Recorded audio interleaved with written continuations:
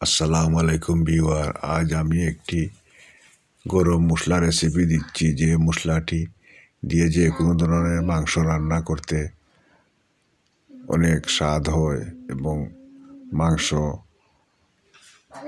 খেতে অনেক মজা হয়। তাই এটি বাড়িতে এই মিশ্রণগুলা একত্রে মিক্সিং করে বেজে এবং এয়ারটাইট একটি ব্লান্ড মেশিনে মিশ্রণ করে এয়ারটাইট পাত্রে রেখে দিলে প্রায় 5-6 মাস ব্যবহার করতে পারবেন। এবং যখন বাড়িতে যে কোনো ধরনের মাংস রান্না করবেন, সেই মাংসটিতে এই মশলাটি ব্যবহার করে অনেক স্বাদ ঘ্রাণ হবে।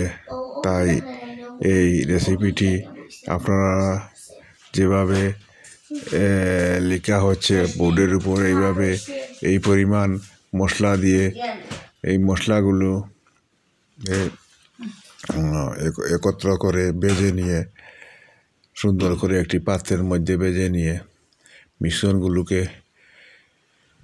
ব্লান্ডিং করে একটি এয়ারটাইট পাত্রে রেখে দিলে এই মিশ্রণটি হয়ে যাবে। তাই আপনারা বাসা বাড়িতে এই মিশ্রণটি মাংসের মশলার মিশ্রণটি বানিয়ে রেখে দিতে পারেন, আপনার প্রয়োজন মতো ব্যবহার করতে পারবেন। থ্যাংক ইউ, ধন্যবাদ সবাইকে।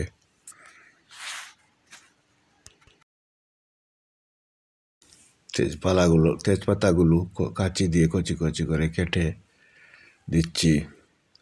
এবার এই সব মিশ্রণগুলাকে একটি পাত্রে মুচমুচে করে ভেজে নিব। এই মিশ্রণগুলোকে নাড়াচাড়া করে ভেজে নেওয়ার পর এবার প্রায় মিশ্রণগুলো ভাজা শেষ হয়ে গেছে। এবার এগুলোকে আরেকটি পাত্রে রেখে দিব এবং ব্লান্ড মেশিনে রেডি করব ব্লান্ড করার জন্য। আর জায়ফলটিকে আমি এবার হাত দিয়ে ভেঙে দিব এইভাবে। এবং এবার ভাজা শেষ হয়ে গেছে, তাই এখন ব্লান্ড মেশিনটি রেডি করে ব্লান্ড মেশিনের ভিতর মিশ্রণগুলো ঢেলে দিব এবং খুব ভালো করে ব্লান্ড করার জন্য মেশিনে দিয়ে দিব। মেশিনটি ব্লান্ড হয়ে গেলে এই মিশ্রণগুলোকে একটি সুন্দর এয়ারটাইট পাত্রে রেখে দিয়ে আমরা প্রয়োজন মতো ব্যবহার করব। এই হয়ে গেল আমার মাংসের মশলাগুলো। ভিউয়ার, আমার ভিডিওটি ভালো লাগলে সাবস্ক্রাইব করে রাখবেন।